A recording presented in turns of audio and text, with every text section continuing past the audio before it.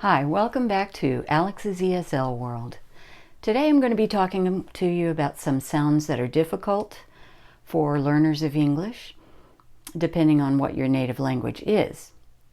When you're learning a foreign language, have you noticed that some sounds are really difficult to make? That's because there are some sounds in the target language that are not in your language. For example, in Korean, Japanese, and some other Asian languages, there are no L or R sounds. They don't exist.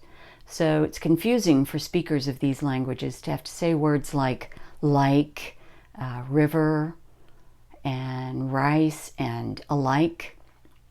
They have a similar sound, but it's not exactly like an R or an L. I used to teach in South Korea. One day, a kind Korean teacher was giving me a ride to work, and I asked her how her weekend went, and she said it was wonderful. She said, "I went camping by the liver." I didn't laugh at her, but she couldn't have gone camping by the liver. That's an organ in your body. She meant to say she went camping by the river. I understand how it feels to struggle with learning a language that has sounds that don't occur in one's own language. When I teach a class, on the first day, one of the first things I try to do is learn everybody's names, and I want to pronounce them as well as I can. Once when I was teaching a university class, there was a Japanese student named. I asked him what he wanted me to call him, and I thought I heard him say, "do." He wanted me to call him that. I repeated back to him, "Do?" He said, "No, do." Again I tried, "Do." He said, "No, do." I still didn't hear a difference. Finally he said, "Just call me Ichi." I felt very bad because I knew he didn't want to be called Ichi, and I wasn't sure how to say the name he wanted me to call him. I couldn't hear a difference. It was a 16-week semester, and I spent so many hours practicing this name when I was at home washing dishes or vacuuming the house. I would repeat, "Do, do." I asked a Japanese friend how to pronounce this name, and he said, "Oh, that's a flap." A flap is the sound that Spanish speakers make when there's one R in a word. I thought, this is great. I know how to do a flap. And I was eager to go back to my student and try this out. So I did. The next day I went back to the student and I said, "Ru?"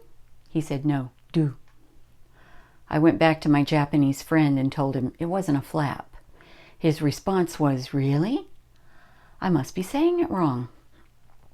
It was almost the end of the semester when I stayed after class one day to chat with two other Japanese students. I told them about my problem. There was a drawing on the board of the side view of a mouth.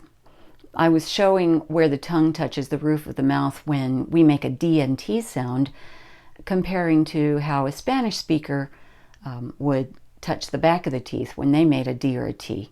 It looked like this. This is the side view of the inside of a mouth with a person facing to your left in the direction of the arrow. Here's the front teeth. This shape is the tongue. The one with the dotted line is the tongue in a different location. This is the roof of the mouth. You can see the alveolar ridge here. It's that bump just behind the teeth. This shows where the tongue touches the roof of the mouth when we make a D or a T sound in English. And this shows where the Spanish speaker touches the backs of the teeth when they make the D or T sound. It's not an exact picture, but it's what I've used for years to show students the differences of where the tongue is placed for this sound in these two languages. One of my Japanese students looked at my drawing and said that in order to make this sound, the tongue flips forward. This was very strange for me. I didn't think we had any sounds in English that require the tongue to move in this direction. Also, the other student knew the IPA symbol for the sound in question. I've always told this story a little bit incorrectly.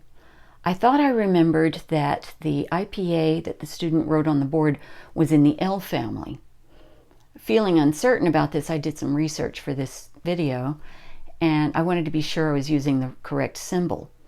What I learned was very surprising to me. It wasn't a sound in the L family at all. I used to say that I learned that day why there was a confusion between L and R in those languages. I also learned when I did this research that we do have this sound in English, and I didn't include it in my lesson about the IPA. It's not used in many words, and it's not used at the beginning of any words in English, but it's used in the word party when we go from the R sound to the T sound, which is really a D sound in American English. Party. Come with me and I'll show you the IPA for the word party, and I'll also show you some other sounds that are in English but that aren't in some other languages. These are difficult for some people, but with a good explanation and a lot of practice, you can learn to make these sounds just as I learned how to say ryu. By the way, I went back to my class the next day and approached my Japanese student. I made eye contact with him and I said, ryu? I knew I had it right when he smiled at me.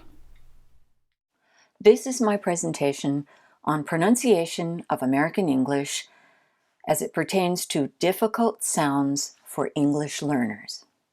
All second languages have sounds that will be difficult for non-native speakers. This presentation is about sounds I've noticed over the years that students struggle with. Let's start with the sound I thought we didn't have.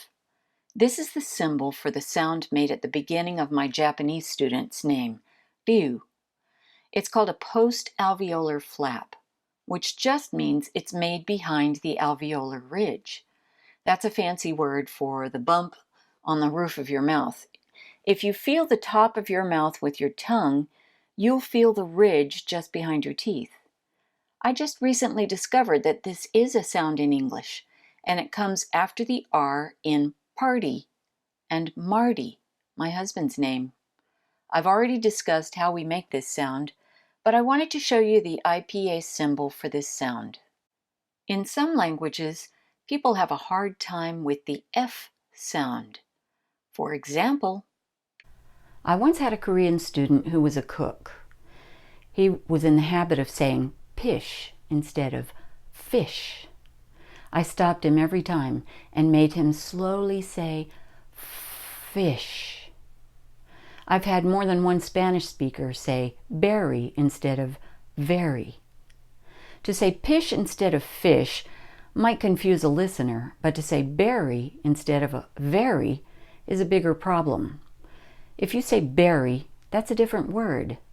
So remember, if you want to make an F or a V sound, your lips must not touch. Your bottom lip must touch the bottom of your top teeth. Here. Watch me as I make words with each of these sounds.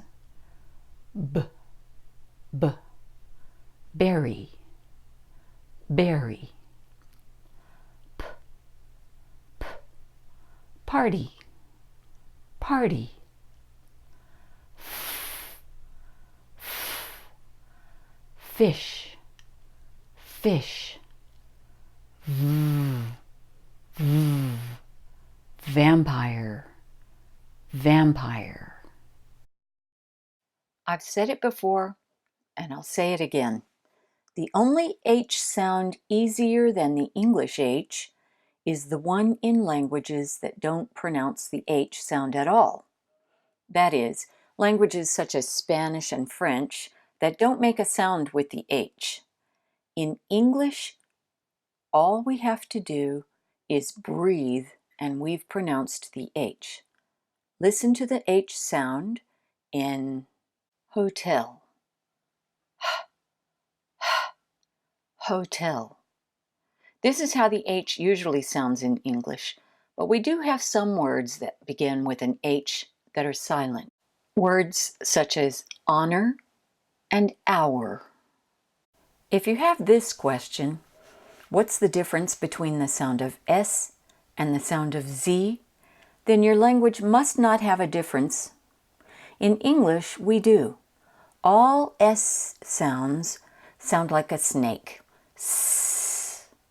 We don't use our voices for this one. The Z is almost exactly the same, but with Z, we use our voices. Watch me as I show you. S sounds like S. Z sounds like Z. Did you notice my mouth move? It looks just the same with these two sounds. We use S in words like snake and September. Z is used in zero and zebra. In the United States, we say zebra. In other English-speaking countries, they say zebra. Z sounds like Z. Think of the sound of a B. Don't say zebra and don't say gibra. It's zebra. Good. Remember to practice words that are hard to pronounce. Practice many, many times and you'll get it. I told the story in a previous video about the Korean teacher who told me she went camping by the river. She meant she went camping by the river. These sounds are very challenging to some language learners. Many Asian languages have trouble with these because their languages do not have exactly the same sounds we have in English for L and R. Here's a key bit of information. Remember this. If there is a sound in the language you're trying to learn that is very difficult for you, it means that the difficult sound is not a part of your language. That's why you have to practice this sound many, many times before you can make the sound as quickly as a native speaker.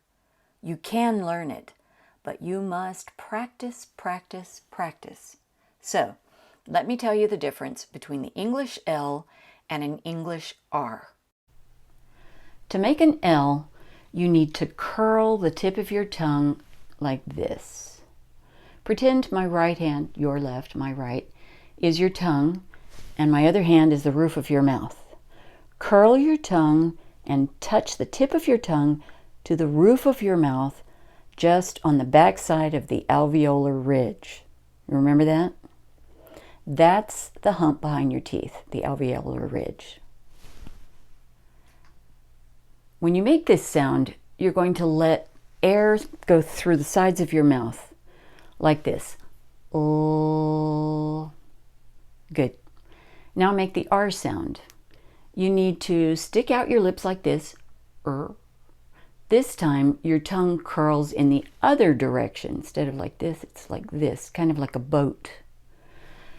Now you're directing air to come out in the middle of your mouth, like this.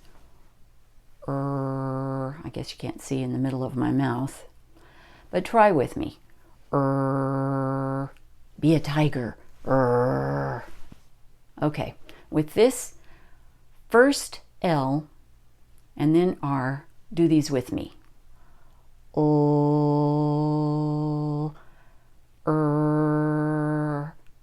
Practice is key. When I first heard some people in other languages had a problem with this sound, I was very confused. L and R are completely different sounds to me. But living in South Korea and studying their language helped me to understand. They get confused because their similar sound is something kind of in between an R and an L. Remember I showed you the post-alveolar flap? The ra? That's not exactly an L or an R. Let's look at some words. L is used in lion. Lion. R is in rat. Rat. Now let's look at one more pair of words so you see why it's important to learn to say these words correctly. L is for load. Load.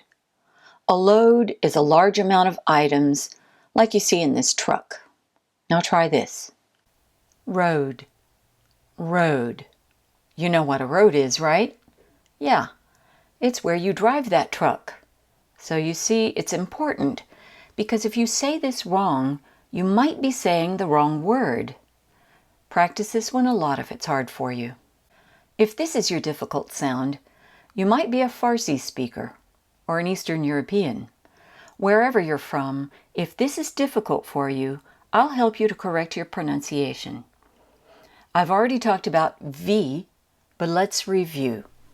To make a V sound, you have to put your bottom lip on the bottom of your top teeth.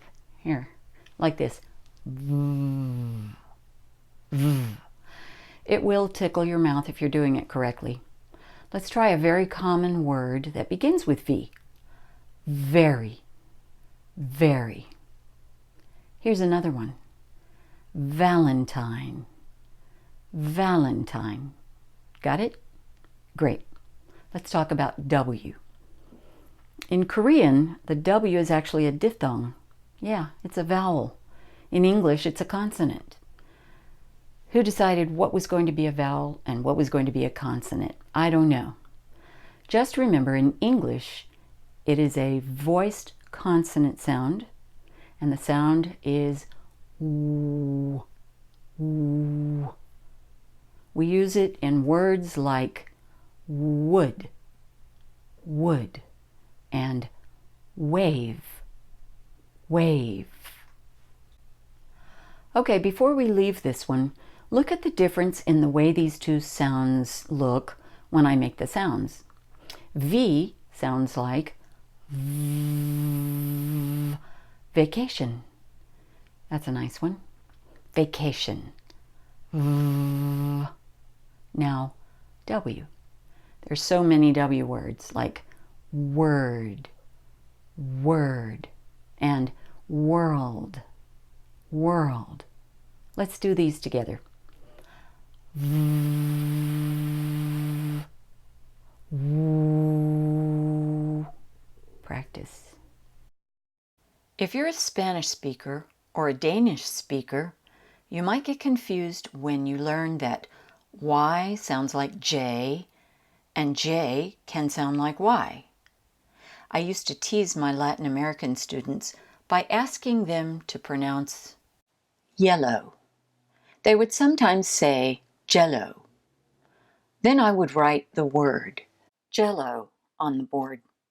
They would be very confused. Finally, I would write yellow jello and ask them to pronounce that. These sounds need to be worked on. It's not a matter of these being difficult sounds to make, as much it is difficult to remember. I once had a Danish student named Jon. On the first day, when I was learning their names, I called him John. He immediately corrected me. Jon. I'm always learning too. You know the key. Practice. TH is tricky for a lot of people. This sound is not in most languages.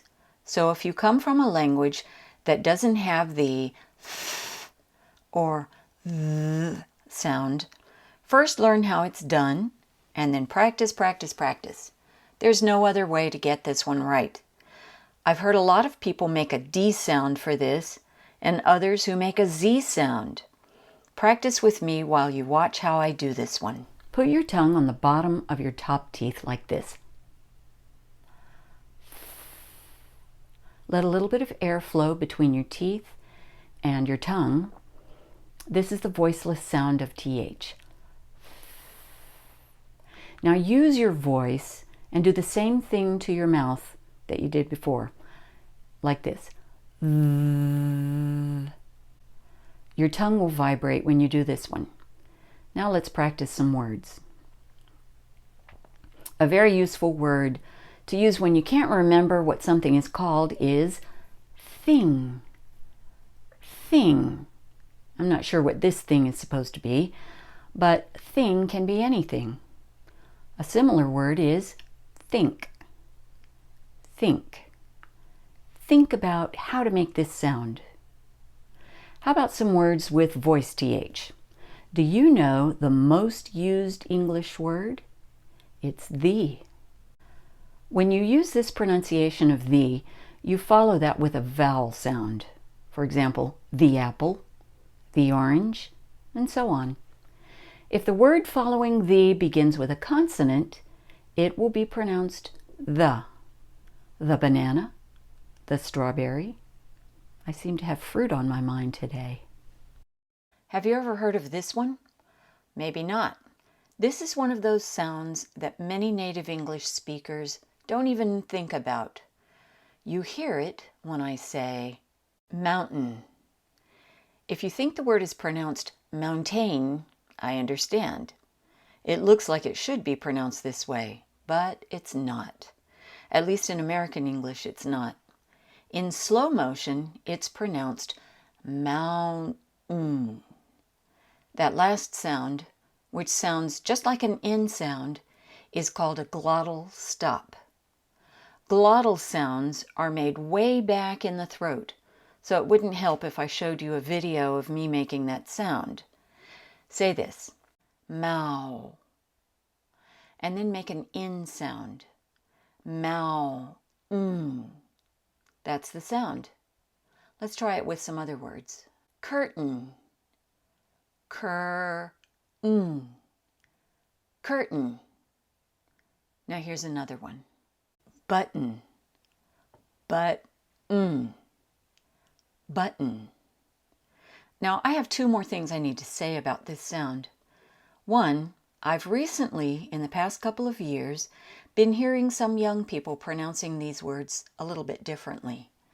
They're saying mountain instead of mountain, curtain instead of curtain, and button instead of button. I'm not loving this change, but I do understand that language must be allowed to change or it will die. Also, this may be a California pronunciation, but many TV shows and movies are made in California, so trends in California quickly spread through the U.S. You might hear these words pronounced in this way. And if you choose to learn it this way, it's fine. It's up to you. And the other thing I want to say about this sound is that if it's too hard for you, or if you don't like the way it sounds, you don't have to make a glottal stop for us to understand you. British people generally pronounce the T, which takes away the glottal stop. Mountain. Just don't say mountain. No one says it like that. And that's it for difficult sounds for English learners. If I missed one that's difficult for you, let me know in the comments and I'll add it to a future lesson. Thanks for watching. This is Alex at Alex's ESL World. Practice your pronunciation and I'll see you next time. Remember, be kind to each other.